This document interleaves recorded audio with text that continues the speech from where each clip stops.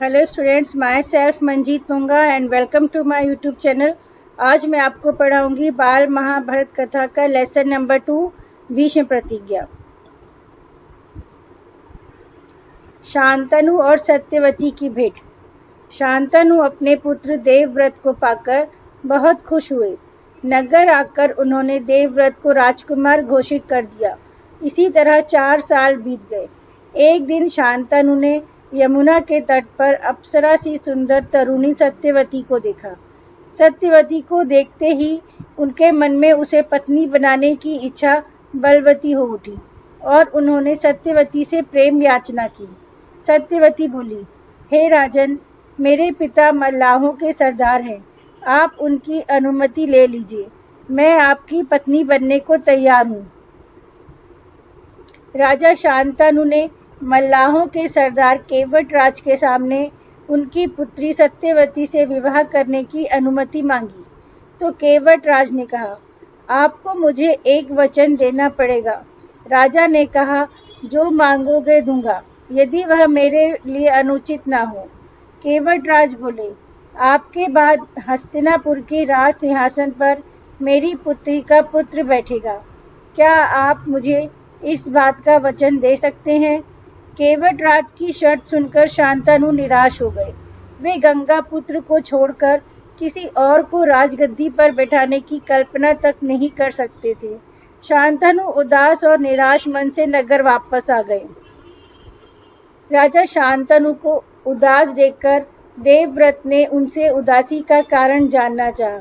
राजा शांतनु ने उसे गोल गोल बातें बताई।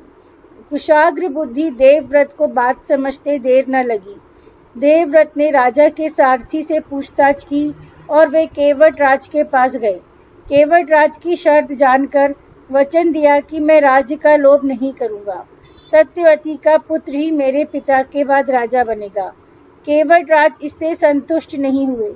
वह बोले, आर्यपुत्र, मुझे इस बात का पूरा भरोसा है कि आप अपने वचन पर अटल रहेंगे, किंतु आपकी संतान से मैं वैसी आशा नहीं कर सकता हूँ। आप जैसे वीर का पुत्र भी वीर ही होगा। यह बहुत संभव है कि वह मेरे नाती से राज्य छीनने का प्रयत्न करेंगे। केवटराज के प्रश्नों का उत्तर देने का मतलब था कि देवव्रत द्वारा अपने भविष्य का बलिदान करना। पितृभक्त देवव्रत जरा भी विचलित नहीं हुए। देवव्रत ने गंभीर स्वर में प्रतिज्ञा लेते हुए कहा, मैं जीवन भर विवाह नहीं करूंगा, आजन्म ब्रह्मचारी रहूंगा। किसी को आशा नहीं थी कि तरुण देवव्रत ऐसी कठोर प्रतिज्ञा लेंगे। उस दिन के बाद से ही उनका नाम भीष्म पड़ गया। केवटराज ने अपनी बेटी को देवव्रत के साथ विदा कर दिया। सत्यवती और शांतनु के 2 पुत्र हुए, चित्रांगद और विचित्रवीर। शांतनु के बाद चित्रांगद हस्तिनापुर के राज सिंहासन पर बैठे, पर उनकी अकाल मृत्यु हो जाने के कारण उनके छोटे भाई विचित्रवीर राजगद्दी पर बैठे।